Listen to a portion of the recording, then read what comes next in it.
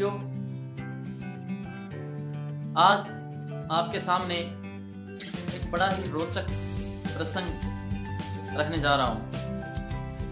सबसे पहले मैं सभी साथियों से अनुरोध करूंगा कि जिसने भी इस चैनल को सब्सक्राइब नहीं किया है, कृपया बेल आइकन का बटन दबाकर चैनल को सब्सक्राइब अवश्य कर दें। साथियों, एक बार की बात है, एक राजा जिसकी उम्र काफी हो चुकी थी, बाल सफेद हो चुके थे, जिसके पास बहुत बड़ा साम्राज्य था। जनता को खुश करने के लिए एक बार उसने एक बहुत बड़े उत्सव का आयोजन किया, जिसमें अपने सभी मित्र राजाओं को आमंत्रित किया। अपने कुलगुरु ऋषिराज को भी उन्होंने आमंत्रित किया और राजाओं का मन बहलाने के लिए सुप्रसिद्ध एक नर्तकी को भी उसने उस उत्सव में बुलाया। अपने ऋषिराज को मोहरों से भरी हुई एक थैली देते हुए राजा ने कहा कि गुरुदेव, जो भी हमारे यहाँ अच्छा कार्यक्रम पेश करे उसको आप एक एक दो दो मोहरें इनाम के रूप में सबको देते जाइएगा। गुरुजी ने कहा ठीक है। रात्रि कार्यक्रम शुरू हुआ। दूर दूर से राजा महाराजा उस कार्यक्रम में शामिल हुए। नृत्यांगना बहुत ही अच्छी नृत्य करती थी। आधी रात हुई, जब भोर की बेला का समय हुआ, नर्तकी ने नृत्य करते हुए देखा कि उसका तबले वाला ऊँग रहा है।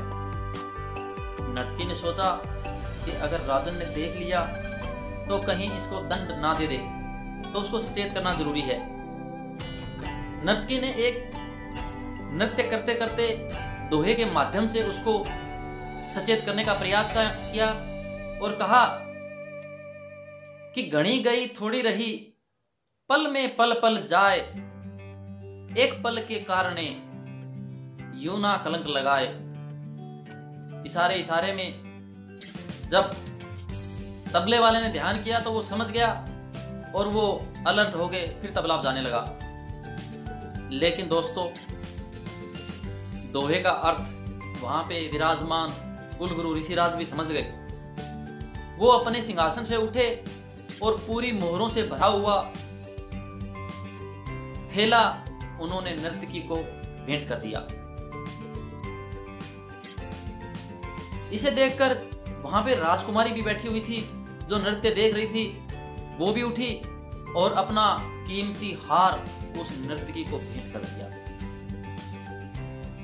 थोड़ी देर में वहां पे युवराज राजा का लड़का बैठा हुआ था, वो भी उठा और अपना कीमती हीरे जवाहरात से जड़ित मुकुट नर्तकी को भेंट कर दिया। राजा वहां बैठे बैठे देख रहे थे। राजा उठे और नर्तकी के पास जाके बोले, हे नृत्यांगना, तुम नृत्यांगना नहीं हो, तुम कोई ना कोई मोहिनी हो और मेरे राज्य को लूटना चाहती हो। तो ऋषिराज कहने लगे, राजन, ये नृत्यांगना नहीं है, आज के बाद आज से ये मेरी गुरु बन गई है। राजा बड़े अचंभित हुए। उन्होंने कहा, गुरुवर, ये आप क्या कह रहे हो?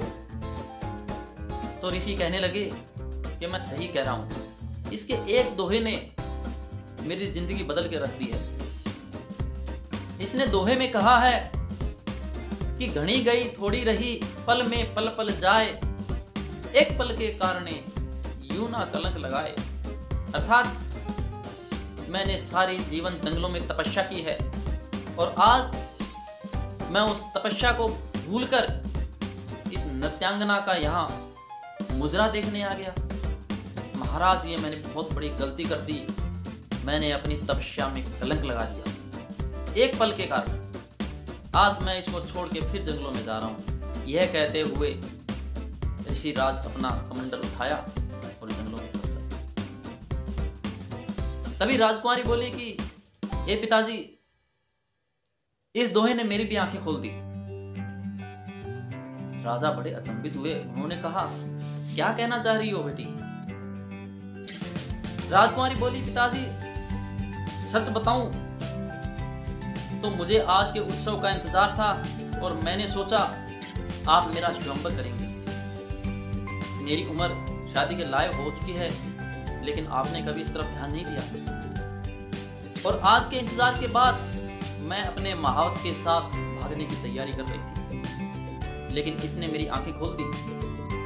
अब मैं कुछ समय के लिए इंतजार करूंगी और पल दो पल के लिए अपने समाज पे, अपने परिवार पे, अपने माता पिता पे कलंक नहीं लगने की।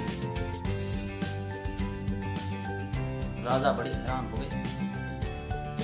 तभी युवराज उठे और आंखों से अश्रुधारा बहाते हुए अपने पिताश्री के चरणों में गिर पड़े।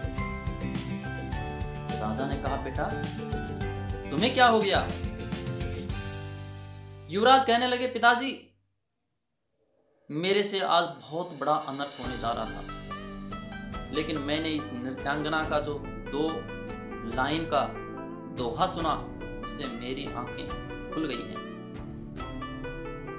क्योंकि आपकी उम्र बहुत हो चुकी है और आपने मुझे युवराज बनाया, मगर राजा आज तक नहीं बनाया।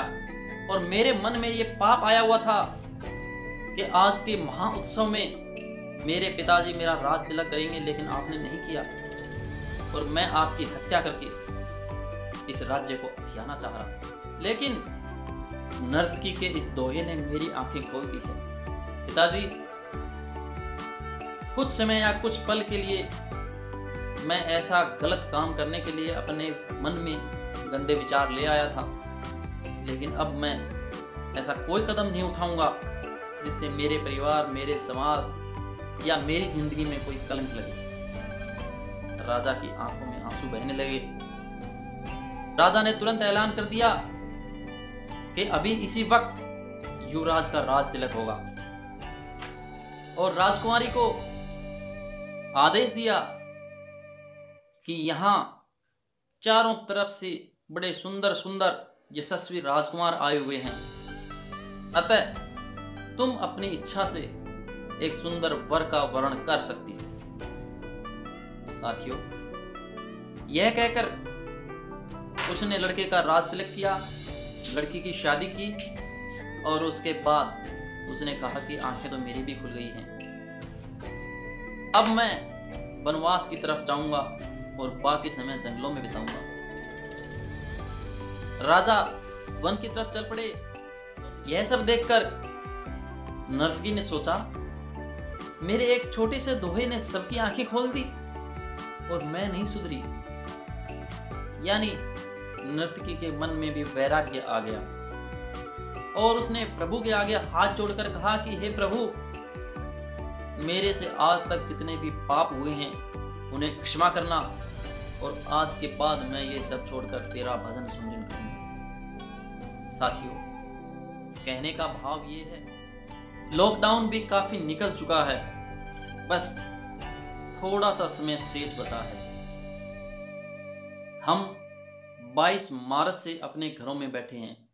पूरा देश कोरोना की लड़ाई लड़ रहा है।